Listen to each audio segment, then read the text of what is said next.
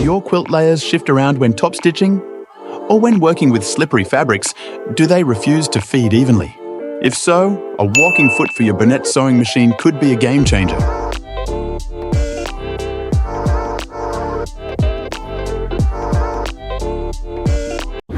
The Bernette walking foot has little feed dogs on top that work together with the machine's feed dogs underneath.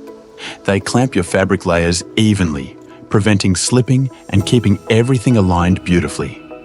Let me show you how to put the walking foot onto your Bernette sewing machine. Let's remove the needle and the foot we currently have on the machine to give us a bit of space. Remove the screw from the presser foot bar and take off the ankle piece as well.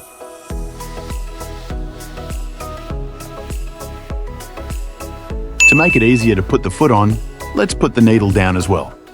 Put this little lever on top of the metal arm where you tighten your needle, starting off on a slight angle. Rotate the walking foot so that the screw hole on the foot aligns with the screw in your presser foot bar. Tighten up the screw and make sure it's nice and snug.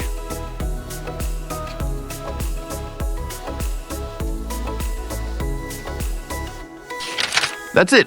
We're ready to sew with our walking foot.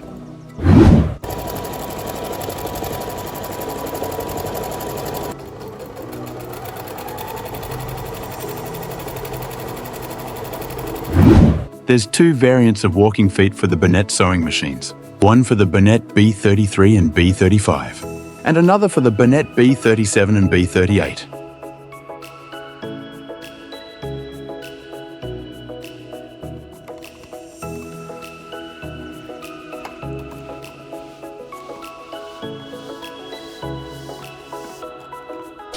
There's a link to these products on our website in the description if you think it'll help out with your sewing.